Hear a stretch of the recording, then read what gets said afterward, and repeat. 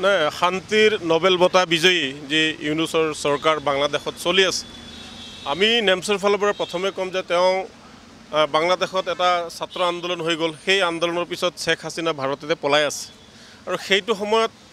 বাংলাদেশৰ ধৰ্মীয় সংখ্যালঘু লোকসকলক অত্যাচাৰ কৰাৰ যি অভিযোগ উঠিছে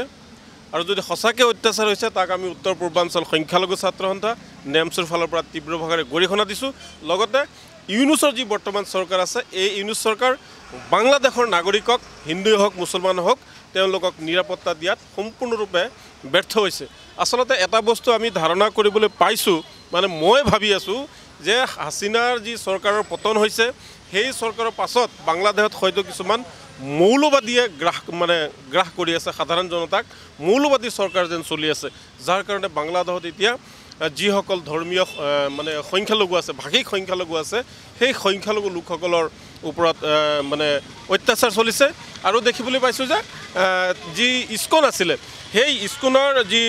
আপোনাৰ কৃষ্ণ দাস বুলি চিন্ময় কৃষ্ণ দাস তেওঁলোকৰ এজন গুৰুক গ্ৰেপ্তাৰ কৰিছে এই বিষয়টো যদিও বাংলাদেশৰ আভ্যন্তৰীণ বিষয় তথাপি যিহেতু তেওঁ এজন ধৰ্মীয় গুৰু হয় তেওঁ হিন্দুৰ গুৰু হওক বা মুছলমানৰ গুৰু হওক কথা নাই ধৰ্মীয় গুৰুসকলক তেওঁ যি এৰেষ্ট কৰিছে তেওঁক আমি মোকলাই দিয়াৰ বাবেও আমি যিহেতু আমাৰ অসমত তেওঁলোকৰ মানুহ আছে তেওঁলোকৰ এম্বেচি আছে গতিকে তেওঁলোকৰ জৰিয়তে আমি অনুৰোধ জনাম যে সেইসকলক সেই চিন্ময় দাসক এৰি দিব লাগে আৰু বাংলাদেশত শান্তি আনাৰ কাৰণে তেওঁলোকে কাম কৰিব লাগে বাৰম্বাৰ বাংলাদেশত যি এটা দেখা পাইছোঁ মানুহ মৰি আছে ঘৰ জ্বলি আছে গাড়ী জ্বলাই আছে গতিকে এইটো এটা গণতান্ত্ৰিক দেশৰ কাম নহয় গণতান্ত্ৰিক মানুহৰ কাম নহয় মানুহক সুখত থাকিব দিব লাগে শান্তিত থাকিব দিব লাগে সি হিন্দুৱে হওক মুছলমান হওক সেইটোতো গণতান্ত্ৰিক দেশ নহয় সেইটোতো কোনো আপোনাৰ সাম্প্ৰদায়িক দেশ নহয় বা যে এইটো মুছলমানৰ দেশ সেইটোতো নহয় এইটো এটা গণতন্ত্ৰ দেশ হিন্দু মুছলমান সকলোৰে অধিকাৰ আছে গতিকে এই বিষয়টো তল পেলাব লাগে আৰু যদি ইউনুছ চৰকাৰে নোৱাৰে